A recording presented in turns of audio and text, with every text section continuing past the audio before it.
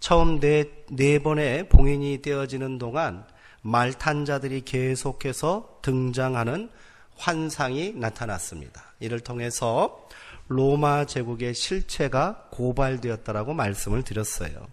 그들은 절대로 땅의 구원자가 될 수 없고 화평을 세우는 자들이 아니라고 말입니다. 오히려 거짓 메시아 행세를 하며 땅에서 화평을 제하고 부와 권력을 독점하는 자들입니다. 계시록은 처음 네 환상을 통해 제국의 기만과 거짓 평화에 속지 말고 그들의 힘과 권력에 굴복하지 말 것을 아주 은밀하게 성도들에게 전하고 있습니다. 그리고 다섯 번째 인이 떼어졌습니다. 그러자 이번엔 어떤 환상이 펼쳐졌습니까? 하늘의 제단이 보이고 그 앞에 순교자들이 영원히 엎드려 있었습니다. 그들은 땅에 거하는 자들을 심판하여 우리의 피를 갚아주기를 어느 때까지 하시려 하나이까? 라고 하나님을 향해 탄원했답니다. 하나님, 우리의 피를 갚아주시고요. 땅에 거하는 자들, 저 짐승의 왕국에 충성하고 그 권력을 가지고 세상을 유린하는 저들을 심판하시기를 어느 때까지 미루고 그냥 보고만 계시겠습니까? 속히 그들 가운데 하나님의 진노의 심판을 내려주옵소서 하는 그런 탄원입니다. 드디어 순교자와 성도의 탄원이 하나님의 보호자 앞에 상달되는 순간입니다. 하나님께서는 이들에게 새하얀 두루마리를 입혀주시고 이렇게 말씀하셨답니다. 너희는 잠깐 쉬어라. 이렇게 말해요. 잠깐 쉬라는 거예요. 아직 그때가 이르지 않았다는 겁니다. 아직까지 순교자의 피가 다 차지 않았기 때문이라고 하나님은 말씀해 주십니다. 이를 통해 땅에 있는 성도들이 마지막 때에 행해야 할 종말적 사명이 드러납니다. 그 사명은 하나님의 신실하신 말씀을 붙잡고 순교자적인 신앙으로 증인된 삶을 사는 것입니다.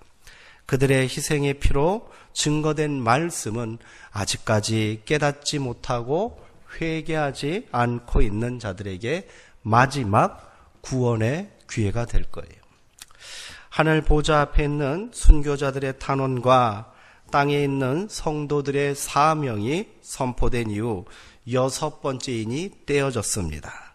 곧바로 하나님의 진노를 담은 진노를 알리는 천재지변이 일어났다고 성경은 기록합니다. 해와 달이 빛을 잃고요. 하늘의 별들이 무수하게 막 떨어져 내립니다.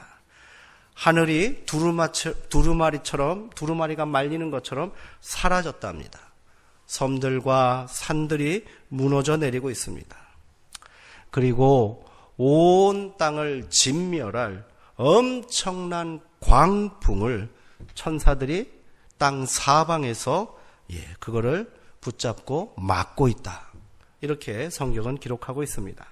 긴장감 넘치는 상황이 아닐 수 없지요. 이 혼돈과 두려움 속에서 땅에 거하는 자들은 아무도 회개하지 않고 있다라고 성경은 기록하고 있습니다. 안타까운 일이지요.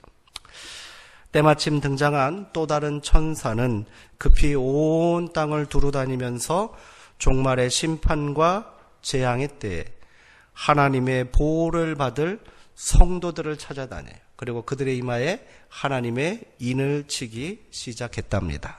그렇게 하나님의 인침을 받은 자들의 숫자가 14만 4천이다. 이렇게 성경은 기록합니다.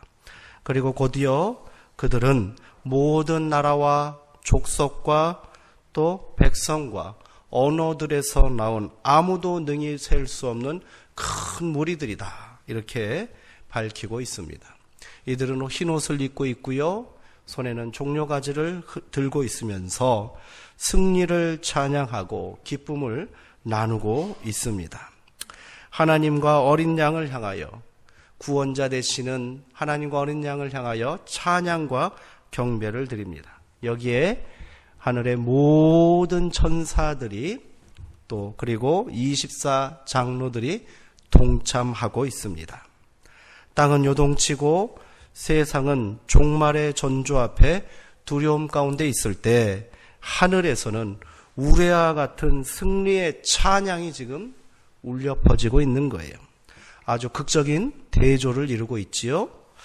성도들에게 종말의 최후 심판이 두려움과 공포의 사건이 아닌 승리의 기쁨을 찬양하는 예배와 감격의 순간임을 다시 한번 깨닫게 하는 순간입니다. 여기까지가 우리가 5장부터 쭉 이어지는 6번의 인을 떼는 과정에서 나타난 그런 사건들의 모습입니다. 이렇게 땅과 하늘에서 엄청난 소리가 진동할 때 7번째 인이 떼지기 시작합니다. 오늘 함께 읽은 8장 1절의 말씀을 우리 다시 한번 읽어보도록 하겠습니다. 7째 인을 떼실 때에 하늘이 반시간쯤 고요하더니. 네. 계시록의 독자는 7개의 봉인이 모두 떼어진 이후에 종말 재앙이, 종말 심판이 시작될 것임을 기대하고 있고요. 또 기다리고 있습니다. 드디어 7번째 인이 떼졌습니다. 그런데 아무 일도 일어나지 않지요. 오히려 반시간 동안 온 세상이 고요함 가운데 있었다. 이렇게 전하고 있습니다. 방금 전까지의 상황을 다시 한번 상기해 보시기 바랍니다. 6째 인이 띄어질 때 어떤 일이 벌어졌습니까? 우주 만물과 천지 만물이 막 격동하고 요동치고 있었습니다. 하늘이 두루마리가 말리는 것처럼 훅 말려서 사라지니 그 소리가 어마어마했을 거예요. 산들이 막 흔들려서 막 옮겨지고요. 또 섬들이 막 사라지고 있는 상황입니다. 하늘에서 별들이 떨어지고 있어 막 요란한 상황이에요. 굉장한 굉음과 요란한 그런 소리들이 막 사방에 진동하고 있었어요. 더군다나 온 땅에 불어닥칠 하나님의 진노의 바람이 사방에서 막 불어오고 있어요. 무시무시한 소리를 막 내면서 바람이 불고 있는 거예요. 그 바람을 4명의 천사가 땅 4 모퉁이에서 막고 있답니다. 그러니 그 소리는 또 얼마나 컸겠습니까? 땅은 이렇게 엄청난 그런 소리를 내면서 하나님의 심판의 전조를 알리고 있고요. 하늘에서는 어떻게 됐어요? 수많은 천군 천사들과 하나님의 인침을 받은 무수히 셀 수 없는 그런 성도들, 그리고 천군 천사들이 함께 연합하여 우레와 같은 찬양 소리를 지금 울려 퍼지게 하고 있단 말이에요. 그런데 이 모든 것들이 일순간에 멈추고 정막 가운데 빠지고 있는 거예요. 모두가 숨을 죽이고 앞으로 일어날 사건들을 주시해야만 하는 그런 순간이 되었습니다. 비로소 하나님의 종말 역사가 시작되는 장엄한 순간입니다. 아주 극적인 순간이고요. 긴장감 넘치는 그런 장면이 아닐 수 없는 거예요. 한번 상상을 한번 해보세요. 엄청나게 세상이 천지가 요동치고 있고 하늘에서는 우레와 같은 찬송 소리가 있으니 갑자기 일순간 모든 것이 탁 멈춰버린 거예요. 아무 소리도 들리지 않습니다. 이것이 7번째 인을 떼일 때 나타난 사건이라는 거예요. 여기서 반시간 동안 온 땅이 고요했다 했을 때 이 반시간의 의미를 우리가 이해할 필요가 있겠지요. 요한 당시 사람들도 하루를 24시간으로 계산하였답니다. 성경에는 하루가 24시간으로 이렇게 계산되고 있음을 또 나타내는 그런 본문들도 나온다는 거예요. 예수님이 한 가지 비유를 드셨습니다. 한 포도원 주인이 이른 아침부터 늦은 시간까지 계속해서 1시간 단위로 품꾼을 불러오는 사건이 있죠. 그것도 역시 24시간의 시간 계산법에 의해서 사람들이 1시간마다 나오는 거예요. 그러니 요 반시간은 문자적으로 그대로 해석하면은 얼마가 되겠습니까? 30분이 되는 거겠지요. 그러나 이것이 문자적으로 30분만은 의미하지는 않겠지요. 이 안에는 특별한 의미가 담겨 있을 거예요. 요한계시록뿐이 아니라 당시 유대인들에게 있는 모든 묵시 문학에는 하나님의 시간, 완전한 시간은 몇으로 되어 있을까요? 7입니다. 완전한 숫자, 하나님의 완전 시간은 7에 해당합니다. 그래서 우리 다니엘 12장에는 이런 표현이 나와요. 제가 일전에 한번 언급해 드린 적도 있습니다. 한때, 두때, 반때가 지나고 이런 표현이 있다고 그랬어요. 한때, 두때, 반때. 이것은 무슨 얼마간의 시간을 의미하는 걸까요? 3년 반입니다. 3년 반은 딱 뭐의 절반이에요?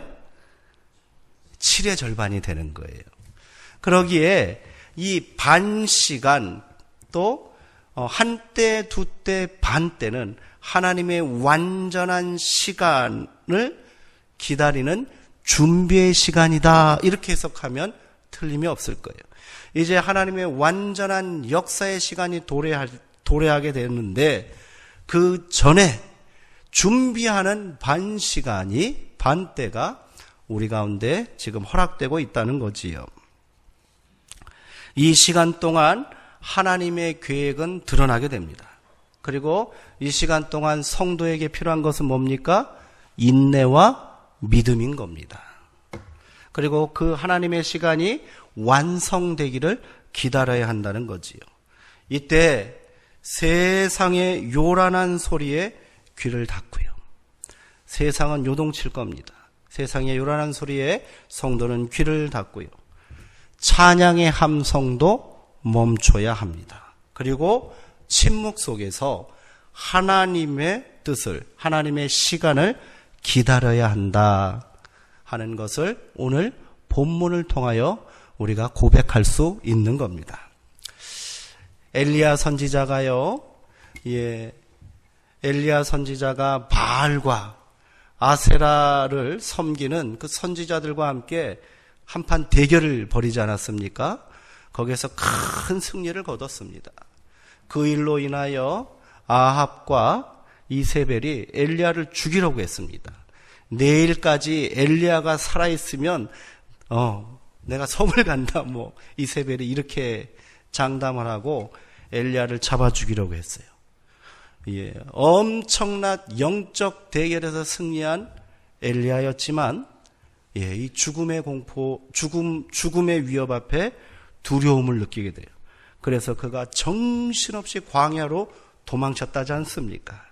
그리고 기진맥진해서 쓰러져서 하나님께 죽기를 간구했대요. 하나님, 차라리 나를 죽여주십시오. 그때 하나님께서 지친 엘리야를 위로하시고 그에게 음식을 주셔서 기력을 회복하게 하셨어요. 그리고 하나님은 엘리야에게 명령하십니다. 너는 내가 말하는 음성을 들을 수 있도록 길을 떠나라. 엘리야가 길을 떠났습니다. 그러자 갑자기 엄청난 바람이 불어닥칩니다. 그 바람 속에서 엘리야는 하나님의 음성을 찾았어요. 근데 거기에 하나님의 음성이 없었다는 거예요. 그래요. 더 나아갔더니 이번에는 땅이 갈라지고 막 난리가 난 거예요. 큰 지진이 일어나는 그 현장 앞에 엘리야가 서 있는데 거기에도 하나님이 안 계셨대요. 조금 더 지나가니 하늘에서부터 불이 내려와서 막 활활 타고 그냥 무시무시한 그런 광경이 펼쳐집니다. 그 안에도 하나님이 계시지 않았답니다. 그렇게 바람과 지진과 불길이 지나간 이후에 세미한 음성 가운데 하나님이 음성이 들리고 하나님을 만날 수 있었다고 성경은 기록하고 있습니다. 이 침묵의 시간, 이 고요한 시간이 바로 성도들에게 반드시 필요한 시간이라는 것을 우리는 기억해야 합니다. 우리는 세상을 살면서요, 이 침묵의 시간을 통해서 하나님을 만나야 합니다. 때로는 찬양의 흥분과 열기를 잠시 멈추고 하나님의 뜻에 집중하는 침묵이 필요합니다. 물론 세상으로부터 들려오는 요란한 그런 소리에 우리가 현혹되지 않고 거기에 마음과 정신을 빼앗기지 않고 하나님께 집중하는 고요함이 우리 가운데 있어야 한다는 거예요. 기도도 마찬가지입니다.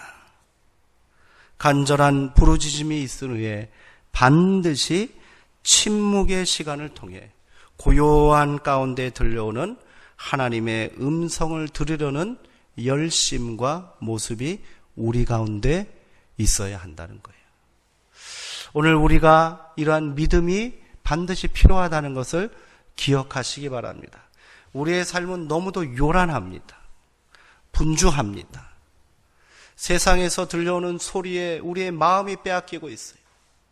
우리의 삶의 자리가 요동치고 있습니다. 때로는요, 우리의 찬양과 우리의 예배가 우리를 침묵으로 이끌지 못할 때도 있다는 거예요. 여전히 분주함으로 예배의 자리에 나오고 여전히 세상 염려를 가지고 이곳에 와 있기에 우리의 찬양은 그저 요란한 그런 흥분 상태로만 나타날 수도 있다는 것을 우리가 경계해야 될 줄 믿습니다.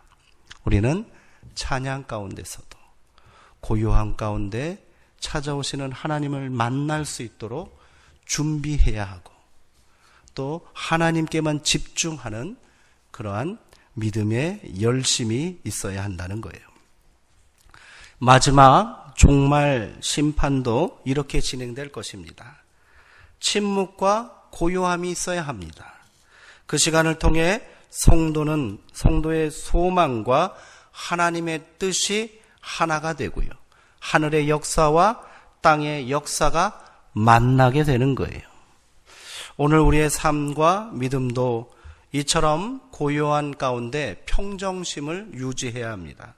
그때 비로소 하나님께서 우리의 삶 가운데 구체적으로 일하실 수 있다는 것을 기억하시기 바랍니다.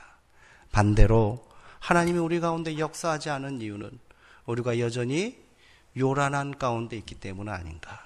여전히 분주함 가운데 있기 때문은 아닌가? 하나님의 뜻에 침묵 가운데 집중하고 그 때를 기다리는 믿음이 우리 가운데 적기 때문은 아닌가? 우리가 한번 돌아보는 시간 되기를 원합니다. 우리 계속해서 2절의 말씀도 한번 읽어보겠습니다. 내가 보매 하나님 앞에 7 천사가 서 있어 7 나팔을 받았더라. 이제 모든 인이 다 해제되었습니다. 7개 인으로 봉인되었던 두루마리의 인이 다 띄어졌어요. 그 두루마리가 완전히 펼쳐지게 된 거예요. 그 안에는 하나님의 진노와 최후 심판의 역사가 다 기록되어 있습니다. 모든 인이 떼어지자 드디어 7 천사가 등장하고요. 하나님께서 그들에게 7 나팔을 내어주시는 장면이 목격되고 있습니다. 7 천사, 유대인들은요, 하늘의 수많은 천군 천사 중에 7 천사가 모든 천사들을 대표한다라고 생각했답니다. 우리가 이 7 천사 중에 이름을 알고 있는 천사가 몇 있어요? 누가 있을까요? 가브리엘, 미가엘, 이런 천사들이 바로 7 천사 중에 하나입니다. 수리엘도 있고 여러 천사가 있더라고요. 어쨌든 이 7 천사에게 하나님께서 나팔을 하나씩 내어주셨다는 거예요. 그러면 나팔은 무슨 의미가 있을까요? 성경에는, 그리고 유대인들에게 나팔은 3가지 정도의 의미를 갖습니다. 첫째, 나팔은 예배와 절기를 알리기 위한 그런 신호이기도 합니다. 나팔을 불면요, 예배와 절기를 유대인들에게, 백성들에게 알리는 거라는 거예요. 대표적인 사례가 성경에는 나팔절이라는 절기가 있는 거 아십니까? 나팔절은요, 유대인들에게 신년 초하루, 그때 이 나팔을 불면서 나팔절을 선포합니다. 그러면 그날은 하나님께 예배드리고 하나님의 제단 앞에 모여서 온 백성들이 축제와 기일을 지키게 되는 거예요. 또 하나, 신년 아침에는 나팔을 분답니다. 그것이 이름하여 신년 나팔이에요. 하나님의 온전한 회복과 정의의 실현을 위해서 나팔을 부는 거거든요. 그것을 통하여 신년이 선포되었음을 알린다는 거예요. 이처럼 나팔은 예배와 절기를 알리는 그런 신호로서 사용되었어요. 둘째로 나팔은 전쟁에서 또한 사용되었습니다. 대표적인 게 뭐예요? 여호수아에 등장하는 여리고 성을 돌 때의 장면 기억나십니까? 하나님의 명령대로 6일 동안 성을 한 바퀴씩 돌았잖아요. 침묵 가운데 돌았답니다. 그리고 마지막 7일째에는 성을 7바퀴 돌고, 그리고 이 이스라엘 군대 행렬의 맨 앞에 있었던 제사장들이 양각나팔을 딱 들고 그것을 빵 하고 부니까 온 이스라엘 군대가 와 함성을 질렀답니다. 그때 여리고성이 무너져 내렸다, 이런 기록이 있잖아요. 전쟁에서 이 나팔은 하나의 신호로 사용되었다는 거예요. 셋째로 나팔은 경고의 의미를 담고 있습니다. 사람들에게 위험을 알리고 그리고 그들에게 경고하기 위해서 나팔을 분다는 거예요. 에스겔에 보면요, 하나님께서 에스겔에게 주신 소명이 무엇이었죠? 예언자적인 소명이, 인자야 내가 너를 이스라엘의 파수꾼으로 세웠노라, 이렇게 했어요. 그러면서 하신 얘기가 뭐예요?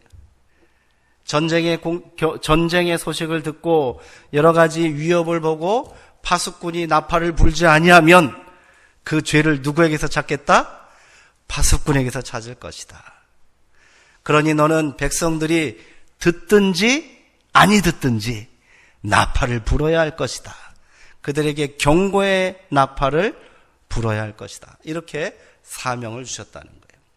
그렇다면 여기서 천사들이 받은 나팔은 어떤 성격의 나팔이겠습니까? 예배를 알리는, 예배의 시작을 알리는 나팔이겠습니까?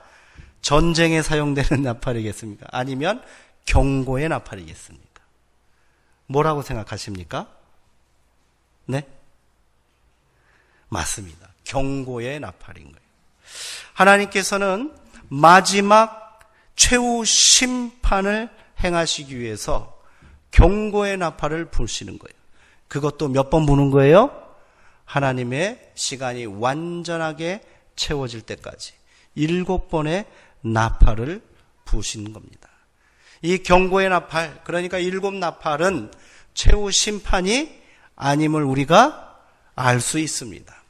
이 나팔이 불려지는 동안 어떻게 해야 되겠습니까? 땅에 거하는 자들은 하나님의 진노의 나팔 소리를 듣고 회개해야지요. 돌이켜야 하는 거예요.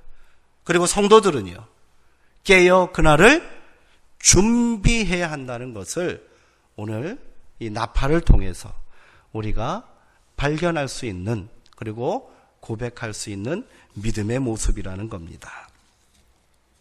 마지막 종말의 때에 일어날 최후 심판은요, 갑작스럽게 예고 없이 나타나지 않을 것입니다. 예수님도 그리 말씀하셨어요. 마지막 때는 나도 모른다. 하늘에 있는 천사도 모르고 나도 모른다. 하나님만 아신다. 그러나 그날의 징조를 너희가 분명히 보게 될 것이다. 나팔이 울리게 될 것이라는 거예요. 그날이 갑작스럽게 우리에게 아무런 예고도 없이 찾아오지는 않는다는 겁니다. 이것이 하나님이 역사하시는 방법입니다. 이스라엘 백성들이 구약시대에 아무리 죄를 짓고 우상 숭배에 빠져서 하나님의 진노를 사고 하나님의 심판을 받게 될 때도 하나님은 곧바로 그들을 치시지 않으셨어요. 예언자를 보내시어 하나님의 진노의 심판이 임하기 전에 그들에게 나팔을 불게 하셨습니다. 그래야 그 나팔 소리를 듣고 경고의 나팔을 듣고 회개하고 돌이키라고 하나님께서 그 역사를 잠시 멈추시고 기다리고 계신다는 겁니다. 어쩌면 반 시간 동안 고요했다는 그 사건과 하나님께서 곧바로 최후 심판에 해당하는 7 대접을 천사에게 주지 않고 나팔을 먼저 내어주신 이유는 마지막까지 하나님께서 기다리시고 인내하심으로 오래 참으시는 하나님의 크신 사랑을 우리 가운데 증거하고 또 보여주고 계신 줄 믿습니다. 우리는 이 나팔 소리에 귀 기울여서 오늘 이 자리에 모여 있고 우리가 소망을 가지고 예배의 자리에 있는 줄 믿습니다. 계속해서요. 세상의 소리에 우리가 세상의 소리에 마음을 빼앗기지 말고 고요한 가운데 침묵 가운데 하나님의 나팔 소리를 들을 수 있는 그런 구원의 백성들 되기를 소망합니다. 3절과 5절의 말씀 한번 보시기 바랍니다. 자, 우리 3절, 우리 4절의 말씀만 읽겠습니다. 자, 4절의 말씀, 3절, 4절의 말씀 다 읽지요? 자, 시작. 또 다른 천사가 와서 제단 곁에 서서 금 향로를 가지고 많은 향을 받았으니 이는 모든 성도의 기도와 합하여 보호자 앞 금 제단에 드리고자 함이라. 향연이 성도의 기도와 함께 천사의 손으로부터 하나님 앞으로 올라가는지라. 아멘. 이때 또 다른 천사가 등장했습니다. 그의 손에는 커다란 향로가 담겨 있어요. 그리고 그 안에는 많은 향이 담겨져 있답니다. 그것은 모든 성도의 기도다. 이렇게 말하고 있네요. 이 장면은 우리가 이미 한번 봤지요. 계시록 5장에 등장하는 금대접과 같은 의미입니다. 그때 5장에서는 네 생물과 24장로들이 각각 손에 금대접을 들고 있었습니다. 그것은 성도의 기도라고 말한 거예요. 그들의 각 손에 각각 들려있던 그 성도의 기도들이 어떻게 된 기도가 지금 이 천사가 들고 있는 커다란 금향로에 모여졌다라고 보시면 될 것 같아요. 이제 성도의 모든 기도가 하나도 땅에 떨어지지 않고 그대로 하나님의 제단 앞에 올려지는 순간입니다. 하나님은 성도의 기도를 이처럼 다 받으시는 분이시라는 것을 기억하시기 바랍니다. 구약의 제사에서 하나님의 지성소, 구약의 제사에는요, 하나님의 지성소 앞에는 하나님의 법궤가 안치되어 있는 그 지성소 앞에는 항상 향을 피우도록 되어 있습니다. 그 향을 통하여 지성소를 덮게 했다는 거예요. 이 향은 하나님의 은혜와 자비를 간구하는 의식으로 이해되었습니다. 계시록은 이 거룩한 향이 성도의 기도다 이렇게 말해요. 우리의 기도는요, 하나님의 은혜와 자비를 구하는 거룩한 향이라는 것을 반드시 기억하시기 바랍니다. 하나님은 성도의 기도를 그렇게 귀하게 받으시고 있다는 것을 우리는 잊지 말아야 할 것입니다. 그리고 모든 성도의 기도를 의미하는 수많은 향이 그대로 하나님 앞에 상달되고 있다는 것을 지금 성경은 증언하고 있지 않습니까? 이 기도는 세상에서 고난받는 성도들의 소망을 담은 기도입니다. 이 땅에서 하나님의 역사가 온전히 세워지고 하나님의 통치의 역사가 실현되기를 바라는 그런 간구입니다. 예수님께서 말씀하신 것처럼 우리가 하나님의 나라와 그의 의를 구하는 기도를 멈춰서는 안 되는 이유가 저는 바로 여기 있다고 믿습니다. 그날이 언제 온다고, 그날이, 그 나라가 어떤 모습이라고 내가 어떻게 알아서 기도한단 말입니까? 너무 막연합니다. 이렇게 말하실 수 있을 거예요. 그러나 예수님은 말씀하십니다. 너희는 먼저 그의 나라와 그의 의를 구하라. 그것이 부질없는 기도가 아니라는 거예요. 그 기도가 그대로 거룩한 향이 되어서 하나님의 제단 앞에 온전히 드려지고 있다는 것을 기억하시기 바랍니다. 어떻게 그의 나라와 그의 의를 구하는 기도를 우리가 드릴 수 있겠습니까? 세상 가운데 성도의 믿음을 지키고 고난 가운데 있을지라도 인내로 증인된 삶을 사는 것, 그 삶을 살기 위해서 기도하는 거예요.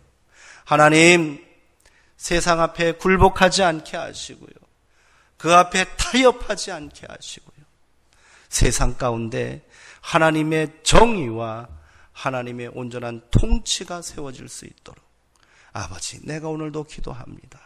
또 기도합니다. 이렇게 간절한 바람이 하나님께서 받으시는 향기로운 기도인 줄 믿으시기 바랍니다. 너희가 무엇을 먹을까, 무엇을 입을까 염려하지 마라. 하늘에 계신 아버지께서는 너희에게 그 모든 것이 필요한 줄 이미 다 아시느니라. 그러므로 너희는 그의 나라와 그의 의를 구하라. 오늘 계시록의 말씀은 그러한 주님의 가르침을 그대로 담고 있는 것이라고 저는 믿습니다. 그러므로 우리는 불의한 재판장 앞에 선 과부처럼 낙심하지 말고 기도해야 될 줄 믿습니다. 이것이 예수님께서 경고하신 것처럼 인자가 세상에 다시 올 때 이 땅에서 이 같은 믿음을 보겠느냐 하셨는데, 인자가 다시 오실 때, 우리 주님 다시 오실 때 우리가 증언하고 보여야 할 우리의 믿음인 줄 믿습니다. 우리가 다시 한번 기도의 자리에 서고 온전한 기도를 드려야 하는 이유가 여기 있는 줄 믿습니다. 성도의 소망의 기도에 하나님께서 응답하기 시작하십니다. 금양로에 가득 담겨있던 성도의 기도는 그대로 다 하나님 앞에 올려지고요, 하나님은 그 비어있는 금향로에 제단에 있는 불을 담아주셨답니다. 천사는 그것을 받아서 땅에다가 쏟았대요. 그랬더니 어떠한 일이 벌어집니까? 우레와 음성과 번개와 지진이 나더라, 이렇게 표현하고 있습니다. 우레와 음성과 번개와 지진이 일어나더라. 이 표현은 하나님의 현현, 하나님께서 등장하실 때 사람들 가운데 모습을 나타나시고요, 역사에 개입하실 때 그 모습을 표현하는 성경의 관용적인 표현이에요. 그러니 요한계시록에 우레와 음성과 번개와 지진 이런 단어가 나오면 하나님께서 등장하시는구나, 이렇게 생각하시면 되는 거예요. 드디어 하나님께서 역사 가운데 등장하십니다. 고통받고 있는 성도들의 삶의 자리에 하나님께서 임재하시는 거예요. 그리고 이제 하나님께서 새하늘과 새 땅을 여시고 하나님의 새 창조의 역사를 시작하게 되실 것입니다. 로마의 압제 아래 박해와 고난을 받던 성도들의 기도는 그렇게 하나님의 역사하신 가운데 그대로 응답되었습니다. 궁극적으로 성도들은 승리했고요, 로마는 패배하였습니다. 제국의 역사는 종말을 고했고요, 교회는 2000년 동안 이 승리의 역사를 살고 있습니다. 그런데 오늘 우리는 또 다른 모습의 폭력과 우상 숭배의 위험과 유혹 앞에 놓여져 있지 않습니까? 로마를 대신하는 더 강력하고 화려한 제국이 이 땅을 지배하고 있습니다. 영적인 눈으로 우리가 이것을 바라봐야 할 줄 믿습니다. 더욱 교묘합니다. 성도를 기만하고요, 무너뜨리려 하고 있습니다. 다시 계시록의 말씀을 상기하며 믿음으로, 인내로 이 땅에서 증인된 삶을 살아야 할 때인 줄 믿습니다. 깨어 있어야 하는 거예요. 교회는 속절없이 탐욕에 무너지고 있지 않습니까? 성도는요, 돈 앞에 굴복하고 그 앞에 열광하고 있습니다. 다시 기도해야 될 때입니다. 이 땅에 하나님의 공의와 평강이 온전히 임하도록, 하나님의 통치와 하나님의 나라가 세워지도록 우리가 더욱 깨어 기도해야 될 때인 줄 믿습니다. 성도가 거룩한 모습으로 이 땅을 사는 것, 거룩이라는 건 구별된 거라고 그랬잖아요. 어떻게 세상과 구별된 모습으로 마지막 때에 성도가 살아가겠습니까? 그것은 세상의 가치와 질서를 거절하는 거예요. 로마 제국의 그 압제와 우상 숭배의 강요에 맞서서 목숨을 걸고 믿음을 지켰던 초대교회 성도들처럼 우리도 세상의 질서와 왜곡된 가치에 맞서서 하나님의 질서와 하나님의 법과 하나님의 뜻을 세상 가운데 선포하는 자들 되어야 할 줄 믿습니다. 종말은요, 저는 이렇게 생각합니다. 결론처럼 드리는 말씀입니다만, 종말은 모든 것이 끝나고 완전히 사라지는 그런 때가 아니라고 저는 믿습니다. 종말은 우리 요한계시록에서 증언하는 마지막 종말은 뭐예요? 새 창조입니다. 새 창조예요. 새 하늘과 새 땅이 새롭게 열리는 새 창조의 역사가 바로 종말인 겁니다. 새로운 역사의 시작이며 하나님의 통치가 실현되는 새 세상을 의미하는 겁니다. 그것을 이례적인 사건으로 이해해서는 안 된다고 저는 믿습니다. 하나님은 여전히 성도의 기도를 들으시고요, 새 창조의 역사로 오늘도 응답하고 계신 줄 믿습니다. 2000년 전 요한이 밤모섬에서 봤던 그 환상, 그리고 그가 전하는 이 계시록의 말씀을 가지고 로마와 맞서 믿음을 지키며 인내로 승리한 성도들, 그 역사가 한 번의 사건으로 끝나는 것이 아니라 그것으로 완전한 종말이 완성된 것이 아니라 또 다른 시대가 열리고 있고 또 다른 세상이 우리 가운데 계속해서 펼쳐지고 있으며 오늘 우리의 삶의 자리도 그 연속선 안에 있는 줄 믿습니다. 그러기에 우리는 동일한 믿음으로 이 땅을 살아야 한다는 거예요.